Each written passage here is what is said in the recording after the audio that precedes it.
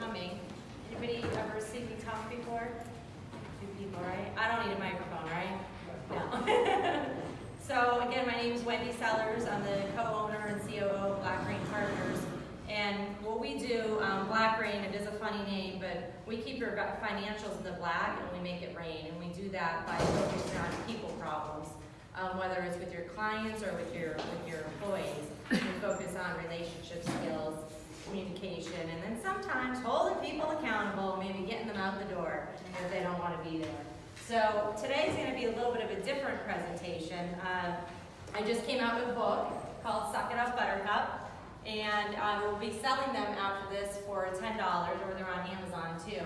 But it's only been out maybe about 6 or 7 weeks. I don't even know, it's been a whirlwind. And so I created a presentation about a little bit of what the book is. And so I haven't actually done this yet. I did it once for like 25 minutes to record it for advertising. So I was like, all right, Daytona, here we go.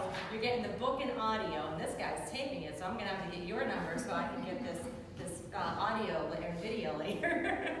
So with that said, I'm gonna get started. If you guys have any questions or anything, just let me know. I talk fast, as somebody else already noted, so make sure you take some notes, and then I will be around up here to sell some books and sign them if you'd like. So with that said, this is me, blah, blah, blah, and I am the HR lady. So this is what my book is about, that you might be part of the problem. It literally says that on the back of the book. You might be part of the problem. So I'm going to tell you a little bit of a story. It was 1995, and I was an assistant manager at a bagel shop in Kingston, Pennsylvania. I was in college. And at 6 o'clock every morning, the madness started. Customers would come in and they would mob the shop on their way to work. We were sandwiched in between a hospital and the courthouse, so we had doctors and lawyers, very affluent part of town. I did not come from an affluent background, so that alone was a big shock. I had this one customer that would come in the door and he would make eye contact with me, and I would know that he was ready for his regular order. His name was Ned. His regular order was a everything bagel, toasted, lightly spread with cream cheese, to go. Not that difficult to remember. Most of our customers ordered the same thing every single day. What drove me nuts was that the rest of the team couldn't figure that out. They couldn't see him come in and start getting his order ready.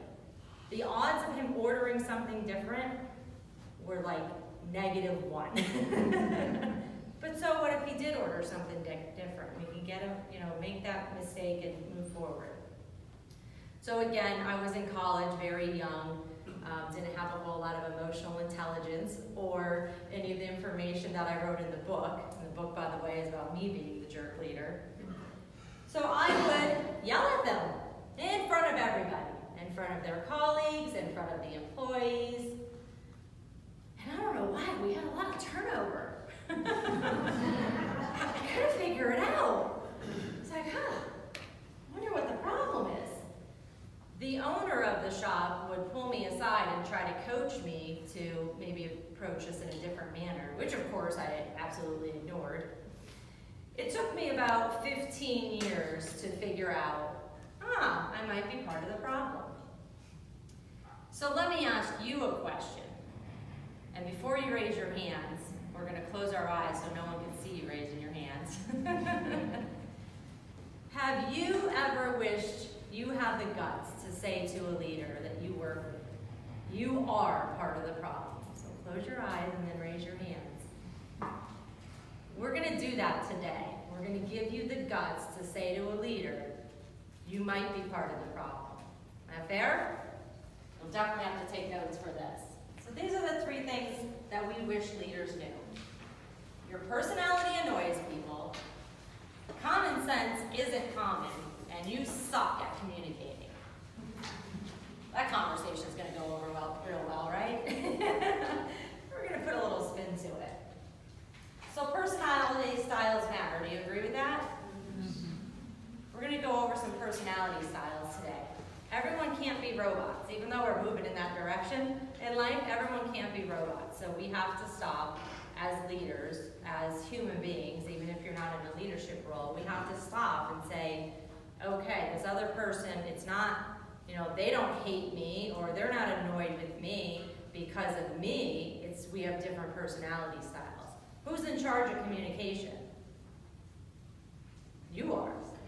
You. Say it. Say I am.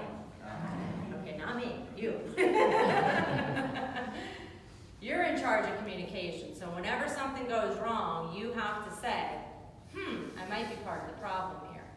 My friends all joke now because every time something goes wrong, they're like, I know, I might be part of the problem. Yes, that's probably the case. So what we're going to do today is a version of the DISC personality style assessment. But I've made it completely fun so you don't have to worry about anything with the letters or anything like that. If you haven't heard of DISC, it's a derivative of Myers-Briggs. It's just much simpler. And it's 4 colors and 4 letters, D-I-S-C. So what we're going to use instead of those letters are cars. Most people can identify cars. Keep in mind, you're probably not going to 100% agree with the cars that I chose. So just go with it. This is just for illustrative purposes so that we're not here for 8 hours because some of us do need to get some sleep, right? So, ready? The first car, which is the D, is the BMW. Yes. Fast-paced, bold personality, dominant, direct. Not so worried about people's emotions, really worried about multitasking while driving. All the bells and whistles in the car. When you see a BMW coming, you're like, that person's in charge, right? So there's the BMW. Very, very fast-paced and task-oriented. So the next one is the Porsche, which is known as the I personality style. Very flashy, center of attention. Sometimes, oh, look, a squirrel, let's drive down that road. Not necessarily focus on the tasks. Hey, look at me, look at my lovely car. Friends with everybody, but can sell ice to the Eskimos. The next one is the Kia. This is the S personality style. Very stable, very supportive, relationship focused, probably family focused. They have all the snacks in the car. They don't want to hurt anybody's feelings. They just want everybody to get along. Sound about right? We have some BMWs in here. Porsches. We got some Kias. Be careful with the Kias. The Kias need to say no once in a while. Kias tend to just get rolled over because they want everybody to be happy. And here's the last one. Is the Prius. What do we know about Priuses? They're going to last forever. The owner of the Prius took about 6 months to decide on that Prius. They know everything there is to know about that Prius. They read the owner's manual, and they made corrections to it.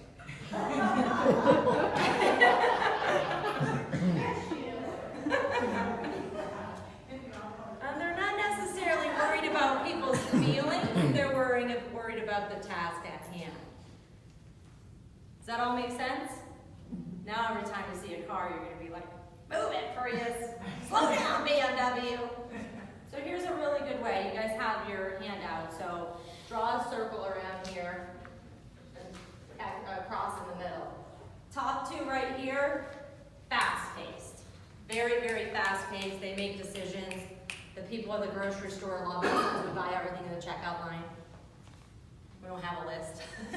I'm up here. I'm all the way up here, leaning towards the Porsche. These 2 down here, much more methodical in their decision making. Take their time, do the research, read the articles and the reviews. These 2 over here, very focused on people and relationships and emotions.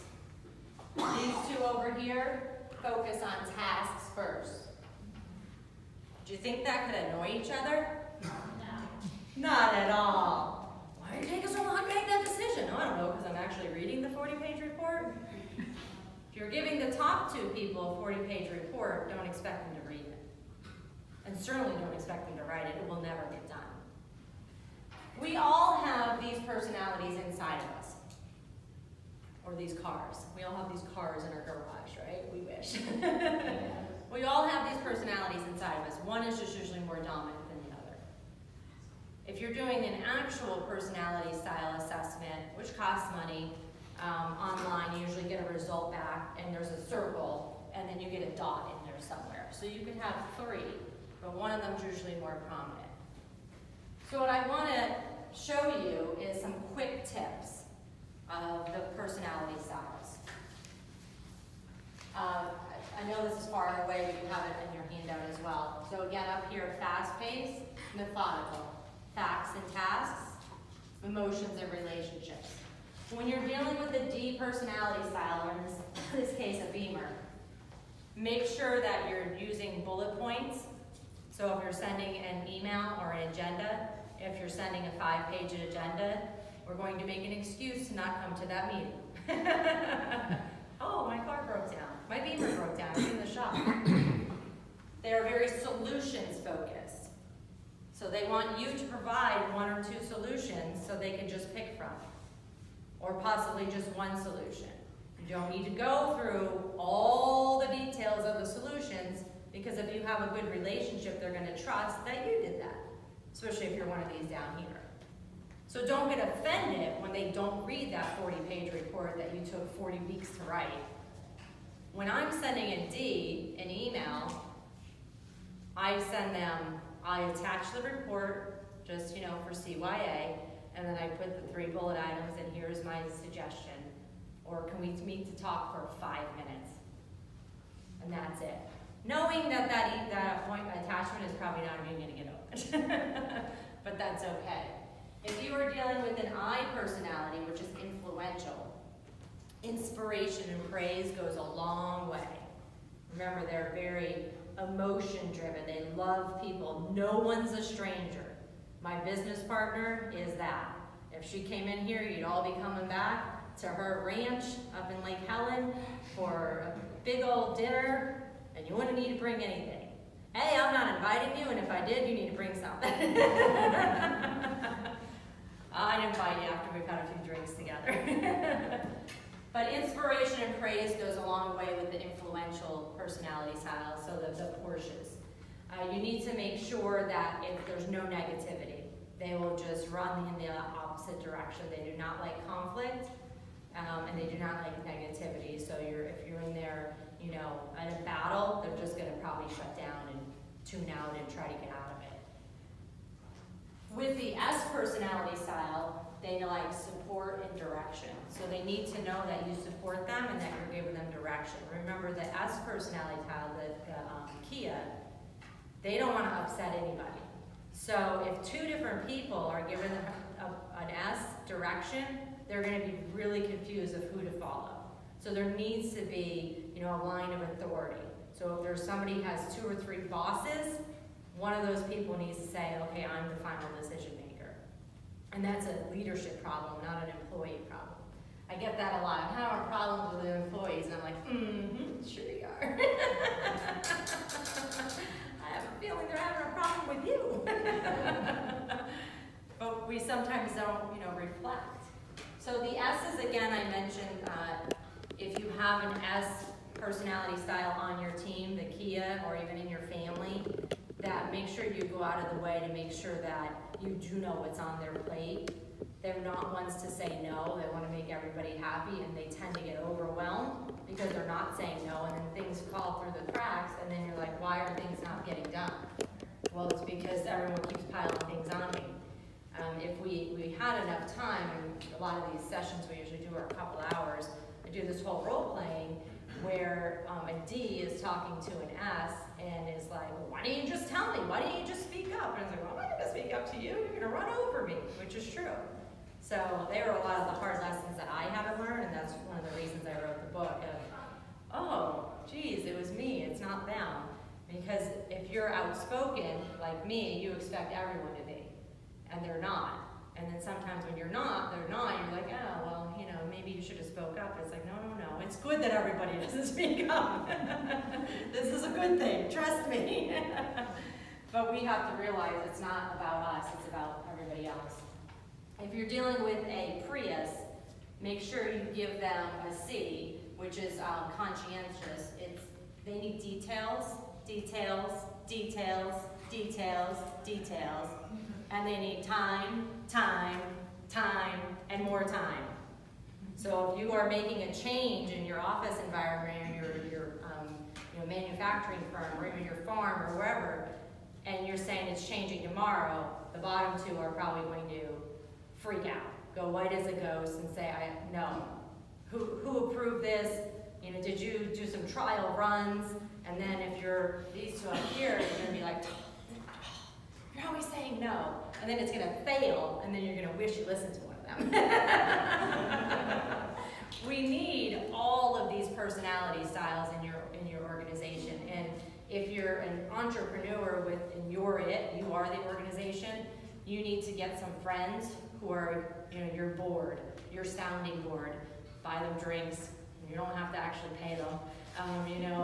People want to help you when there's something good happening, but make sure that you get somebody from each of these personality styles, or else it's only going to be your way, and your way is probably not the right way.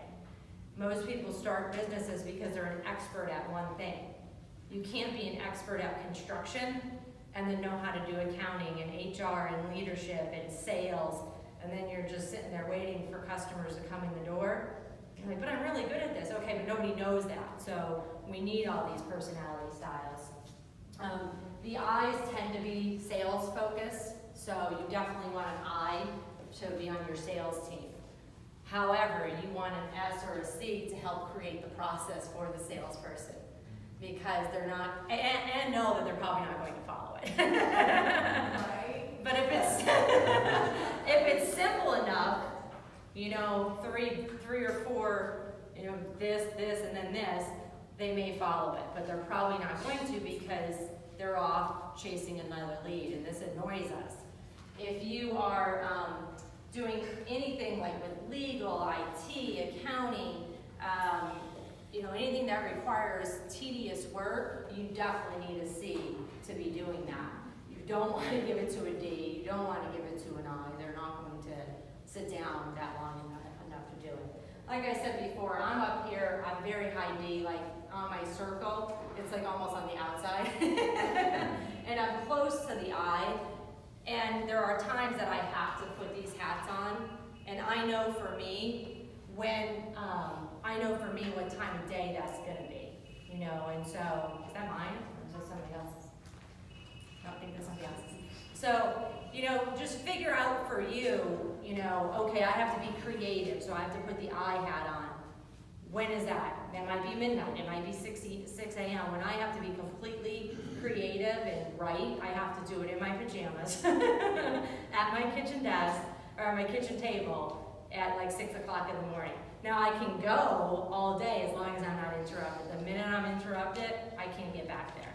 And so when I wrote the book, I locked myself in a hotel room in Daytona right after New Year's, when it was freezing. Remember it was freezing this year? I got a hotel room for a week, and then I had no choice because I couldn't even go outside. So I wrote a book about all of my trials and tribulations with this. Does this make sense? So again, you don't have to worry about, don't worry about, oh, they're a D, oh, they're a Beamer, oh, they're this. Just know that people are different. You had a question?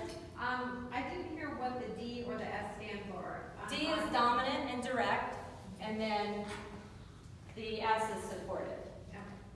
The I is influential, and then the C is conscientious. Great. And you'll see different words like that, but don't get caught up so much in what people are. So, or what you are, like the terminology. Just know I'm fast-paced, the other person's not. Okay? If I want something from the other person, then I need to turn around and I need to be slower paced. because I'm the one in need. And so you have to flip it around. Also, how can you tell what somebody is without having them sit through this? Especially on the phone, it's difficult. This is a quick trick, is if they are, they're on the phone and they're like, yes, no, that's it, they're probably one of these over here. They're just talking about the task, they want to get off the phone. If you've never met them before in your life, and they're telling you about their kid's birthday party and all this stuff, they're one of these over here. They're relationship driven. Relationships, tasks. Are people one of these, or are they a mix of it with They're one usually a mix. predominantly? Yeah, they're usually a mix with one dominant. Okay. However, with that said, I've seen people smack dab in the middle, and that's confusing, and then what job role do you take, right? And so it's actually really good for small business owners, because then you can kind of play a lot of hats, but as you become bigger and bigger, you gotta go in the spot, and so I've seen everything, but there's usually a dominant, an extremely dominant personality style. People also ask, do these things change over time? Personality is innate, but yes, you can change it. It's a learned trait, but you have to force yourself to say, okay, I'm in this situation, I need to put this hat on, and then I can take my personality back with me. So I just always tell everybody, just be your true self. Be your authentic self. Unless you're a jerk, then be somebody else. Just for that meeting, just for that one meeting. But just be yourself. Again, if you're on the phone with somebody and they're all chatty, probably one of these over here, they're really talking about the task, you can tell they want to get off the phone. Don't get offended. It's just they're busy. They already have 500 things on their list, and you're just in the way of them checking that off. And then if they're making a decision really, really quick, you can figure that out. If you're out to having coffee with somebody that you met for the first time, if they're standing in the line for the coffee and they can't make a decision, then they're not one of the top two. Especially if they go to the same coffee shop every day. That's decisive, not decisive. People, not people. And again, it doesn't mean that these other two don't like people. It just means that we're going to have that conversation about your kid's birthday party after we get all this stuff checked off. So it's not about you, it's about the other person. If you want somebody from the other person, figure out how they operate and then operate that way for that time period, and then you can go back to your normal self. Actors want it. So in my book, and on my website, thehrlady.com, there is the last chapter of my book, and then there's a free download on my website. And it's really to do acting lessons. So this is what it looks like over here. It's about putting a different personality style on for 15 minutes. This particular lesson is really focused on for the D's and the C's, so the Beamers and the Prius, who aren't always so worried about people's feelings. And, we're like, it's business, it's not personal. No, it is. We work 60, 70, 80 hours a week mostly. It is personal. Everything's personal. And I used to be the one to say that, even when I was terminating people. It's business, it's not personal. It is. Everything's personal. We're human beings. And we have to not forget that. And so make sure you go to my website, or you buy the book up here, and then try on the acting lessons. So it's 15 minutes a day for 20 working days, especially if you're a D or a C, and see how your relationships with people change, and see if you can get what you want out of them now, because you're putting on another personality style. It's only 15 minutes. That's it. You can do it. You just got to follow through.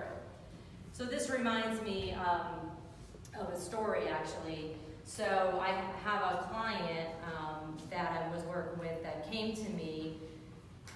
Her leadership, said, hey, can you help her out? Awesome, amazing employee, has been here for a long time, and we're having difficulties with behavior, not technical performance.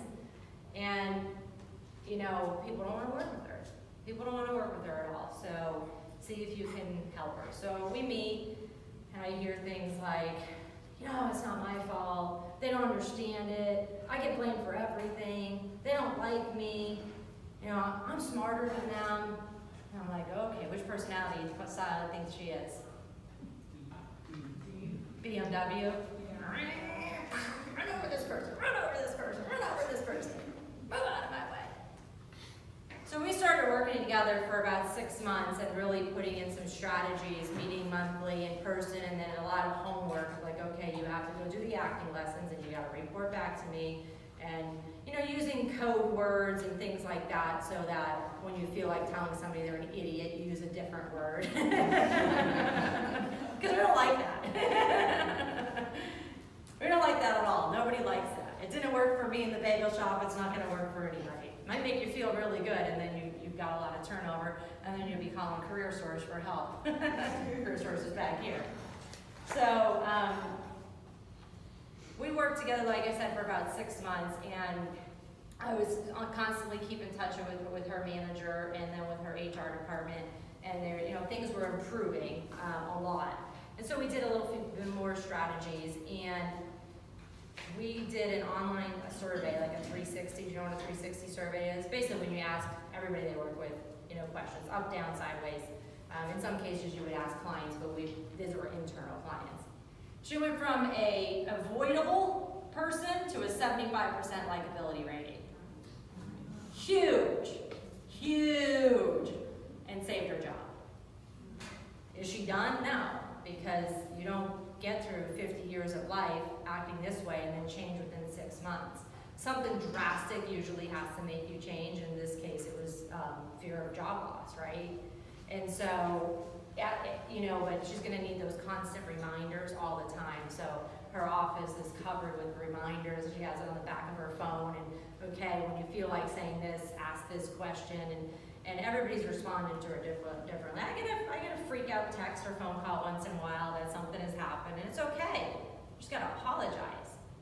When you're a D or a C, you tend not to apologize because we're stubborn and we think we're right. Now, C's usually are right. So that's a really difficult personality style to change, is the C's. But just because you're right doesn't give you the right to make somebody else feel like an idiot.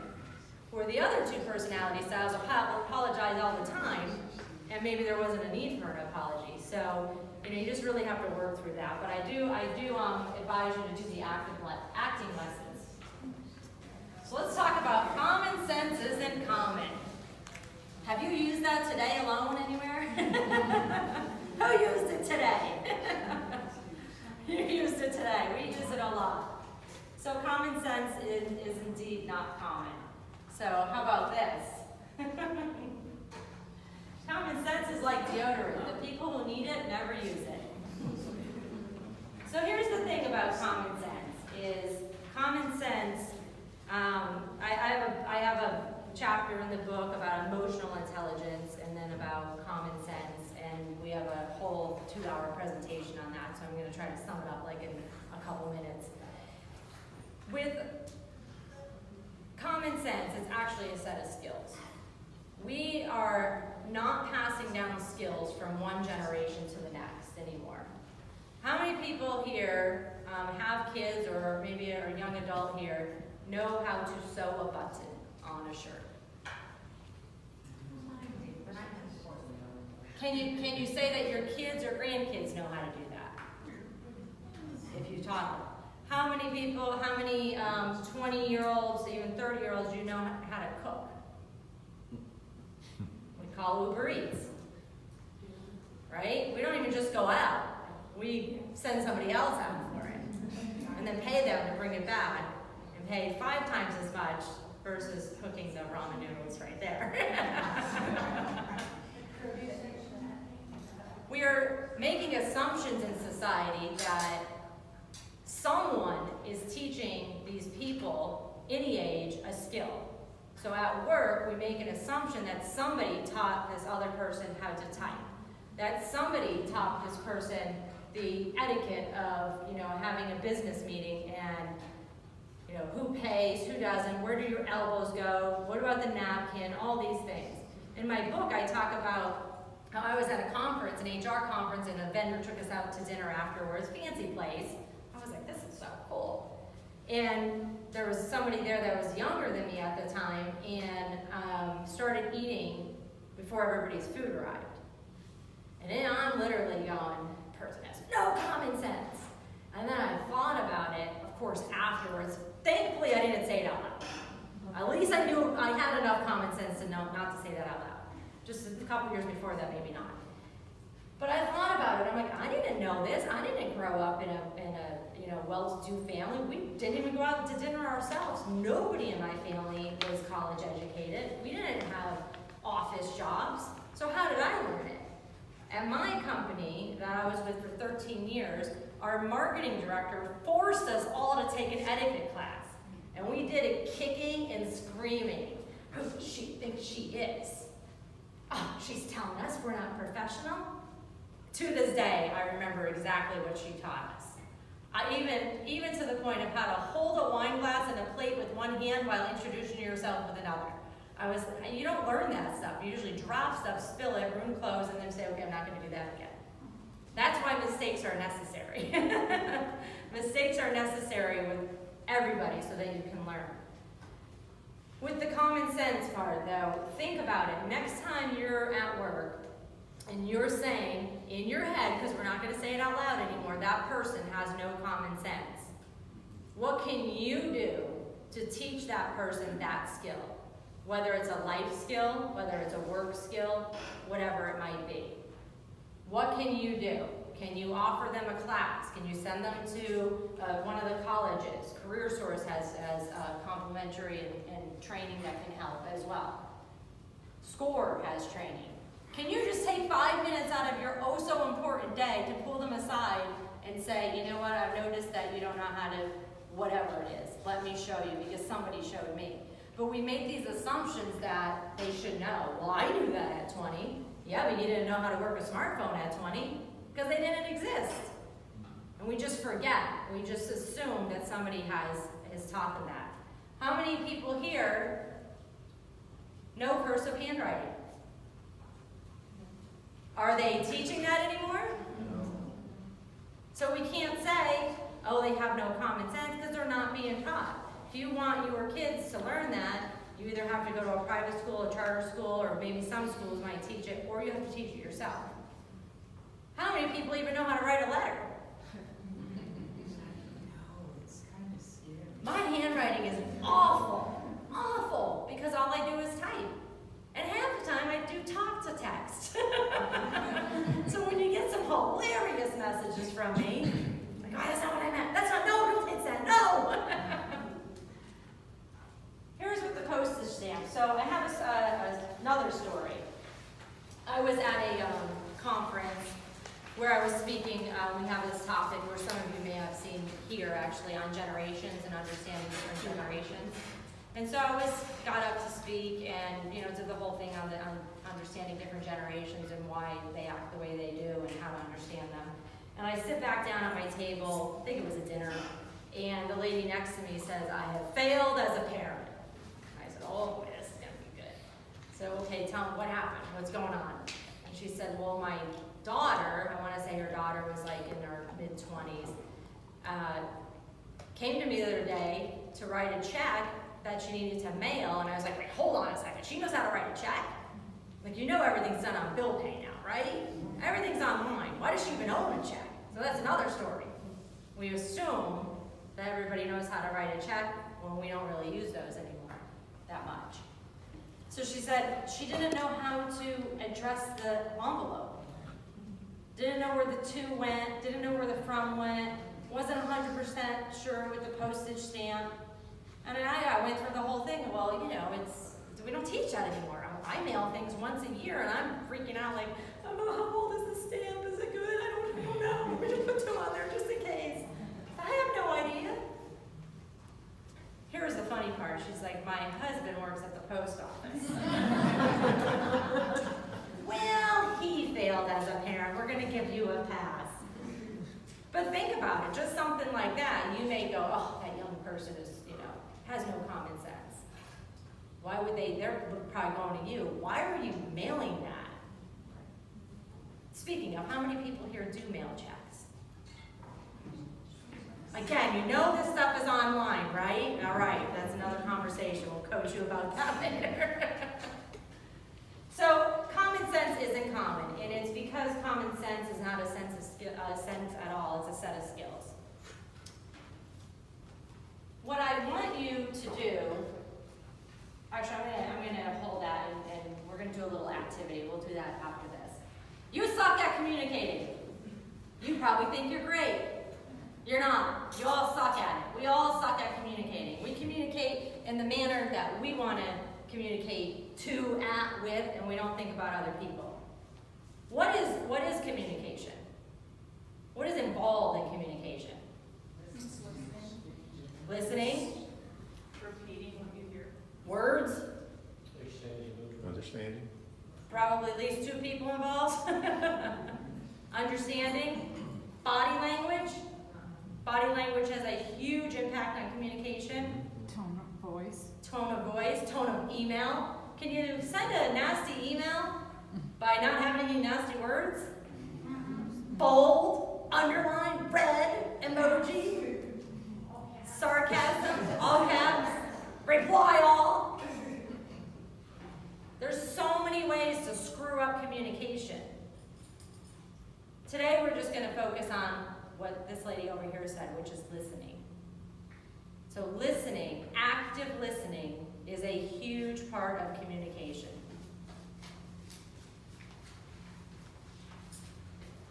We need to shut up and listen. So this is what we're going to do. I have to read this one because this is the first time I've ever done this, but we're going to play a game. Everybody ready for a game? It's pretty easy. You just have to say, every time I say something, you say yes and. So let's practice.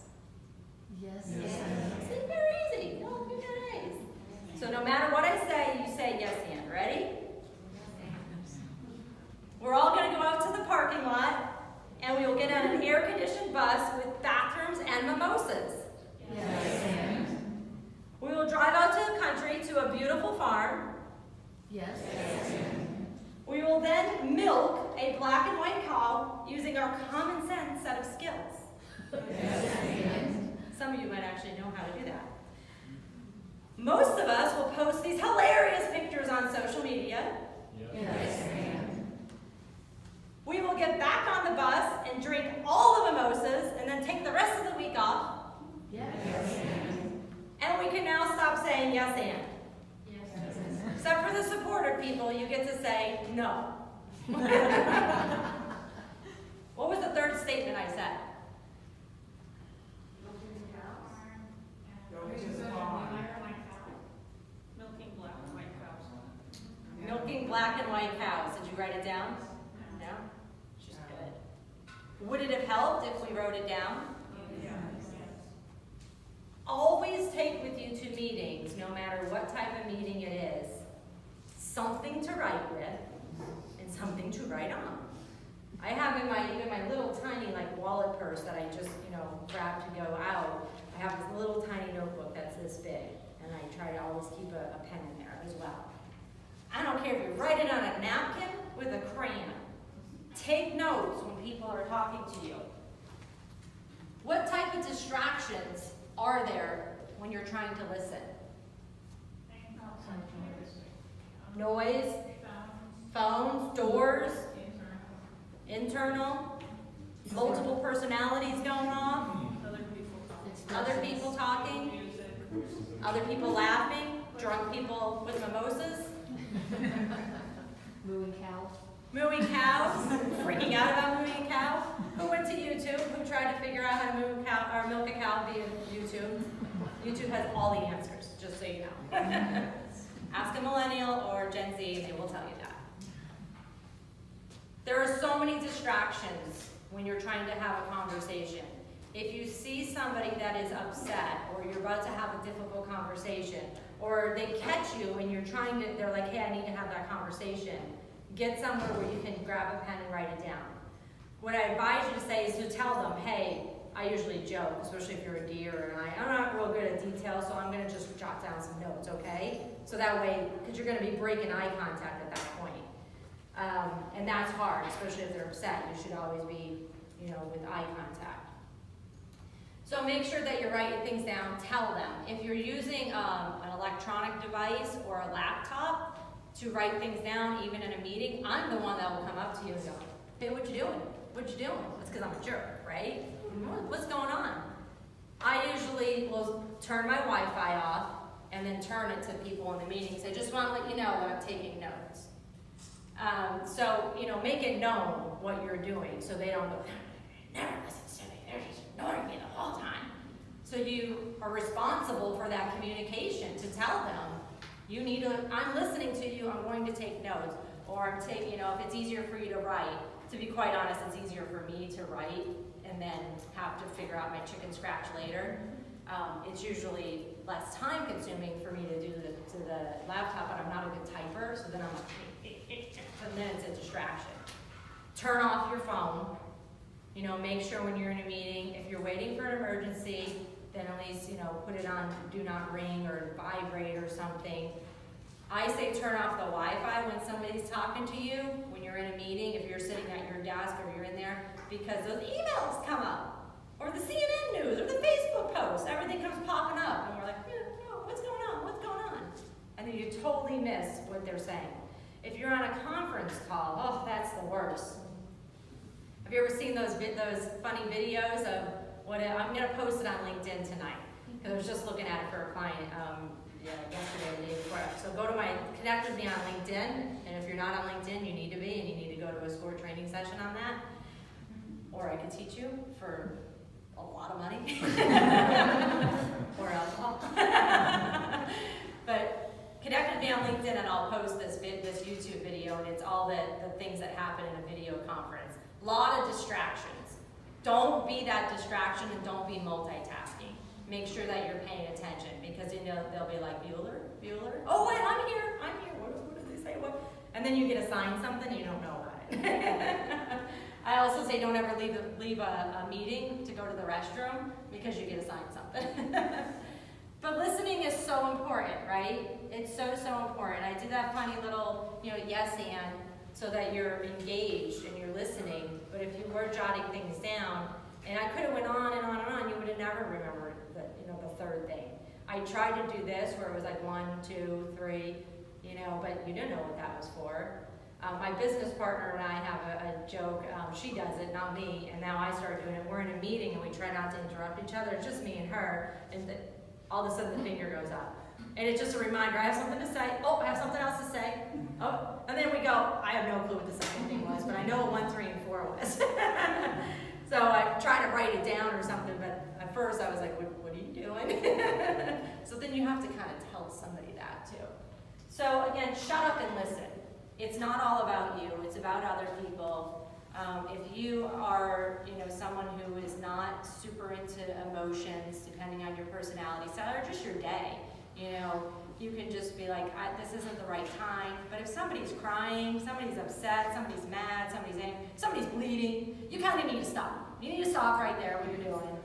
Grab a quiet room or 911 in that case, and say, okay, I'm listening. If you truly can't listen at that point in time, you need to tell them, I'm in the middle of this report, I'm on a conference call, but can you give me 10 minutes, or can we meet at 2:30, I'll come to your office, and then actually do it, actually follow through. So shut up and listen is very important. Reflection. Why don't people want to look in the mirror and say, I might be part of the problem?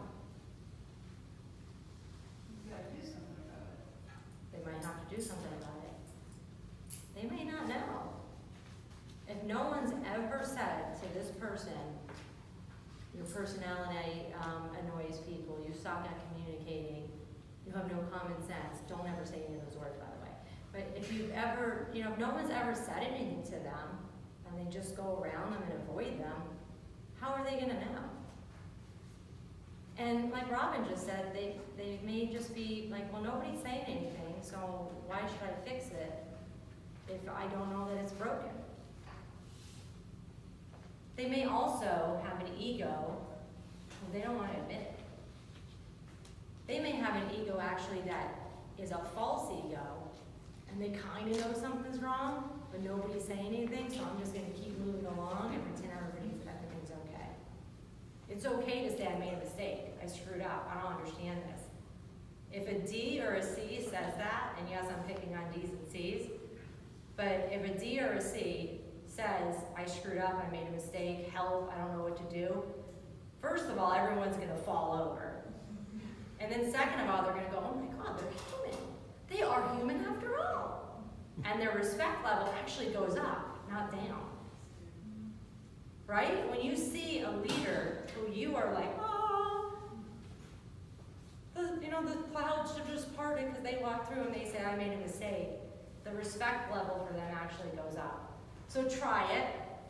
You may have to, force yourself out. You may have to just write it in an email. I made a mistake. But if you start sharing your past mistakes and your stories, and especially when somebody is, new at a job, regardless of the age, or new at a task, and they are like, I'm not getting this, that's when you can go to them and say, there's this time, and let me tell you this huge mistake I made, but I learned from it, and I'll help you through this, instead of, you're an idiot. You've got no common sense. That was me in the bagel shop. We all know how that turned out. So reflection is very, very important. What are the guts of not saying this? What are the costs of not saying this? Dear leader, you might be part of the problem, or you are part of the problem. You'll be miserable. Fewer customers. Losing customers. Turnover of customers and employees.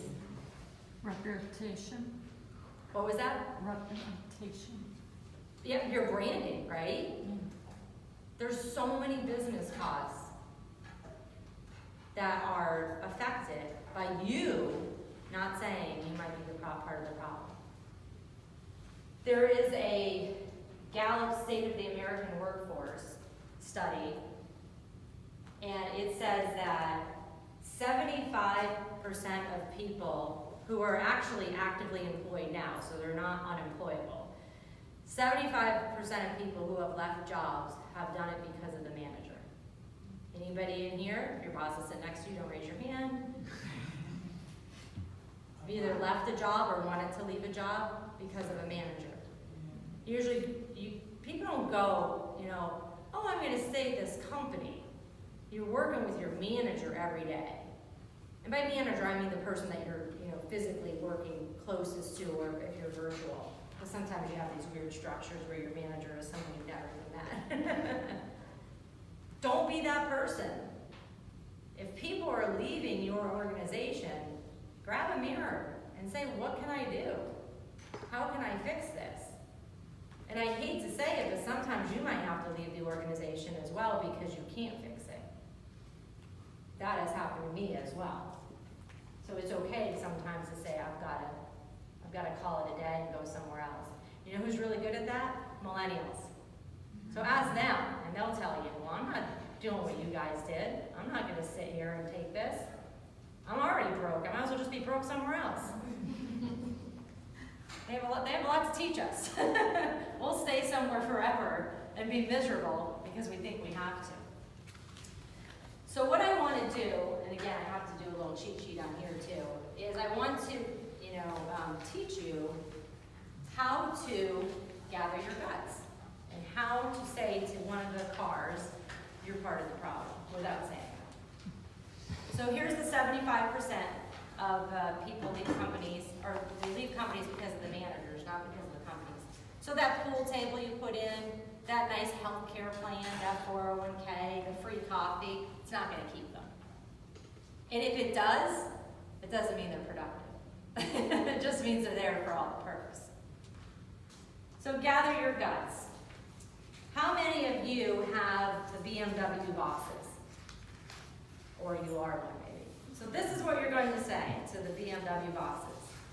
I just went to this amazing workshop. The speaker reminds me of you. Type A, fast-paced, brilliant, and she shared a story of how to increase productivity and business outcomes by 240%. And a lot of it has to do with the actions of the leader. Can we discuss this tomorrow for 15 minutes? So you got to give some kind of fact. So there's another story, or another report, trying to think of the name of it. It's not the State of America. Oh, it's Gallup. Gallup did a survey, and they said if you fully engage employees and customers, your business outcomes will be increased by 240%. D's want to hear that. C's want to hear that. They don't care about your feelings. No offense. I mean, I kind of care about your feelings, but not up front. So really talk about, the other thing I want to say with the D's, you don't need to fluff them up so much as you do with the I's. But you do want to say, I went to this amazing workshop, I just want you to say that, just so you know. But I just found out this information about this report, blah, blah, blah. Hopefully in that workshop you would actually get the report, this, that, and the other, and you share it with them. Not an hour, not 2 hours, not 15 hours, 15 minutes. That's it. You're going to print out the report, hand it to them, they're not going to read it. So flip it over to the page you want them to read. What needs to change? I need you to change the way you're running meetings. Okay, great, have a great day. That's how the conversation's going to go. And then you're going to have it about 7 times because we're not going to listen to you the first, second, third, fourth, fifth, sixth time. And then you're just going to change the meetings for them. Okay, so here's with the I's, the portions. How many people have an I boss or somebody they work with?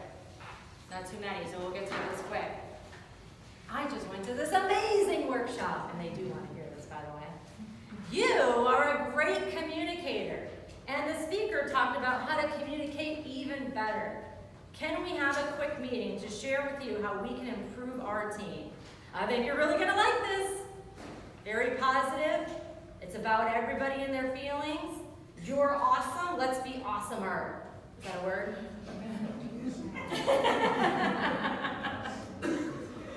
But remember, they also need to have a very quick meeting, and you're going to need to run it.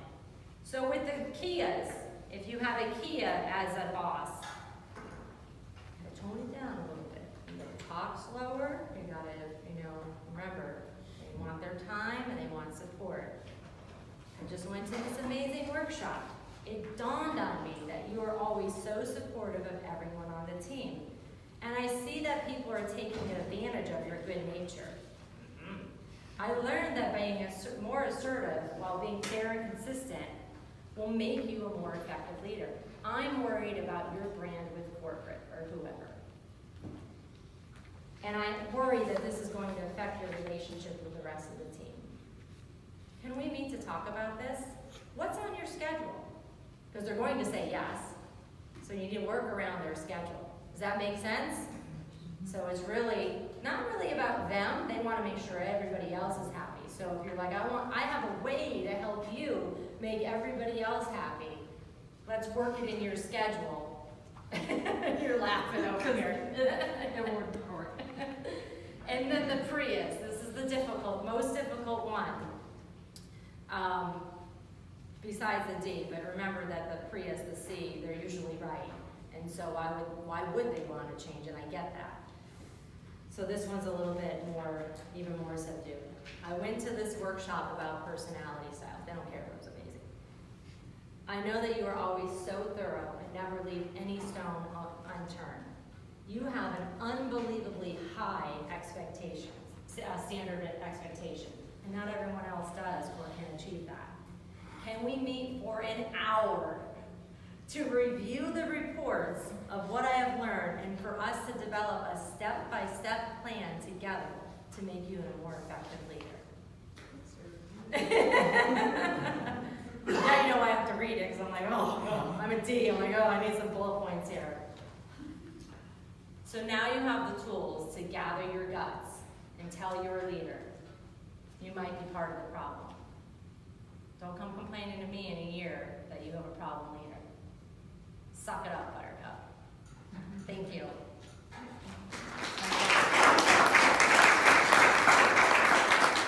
Does anybody have any questions? Adapting this to an organization that's a lot of volunteers, and where, of course, a lot of this is, my customers are also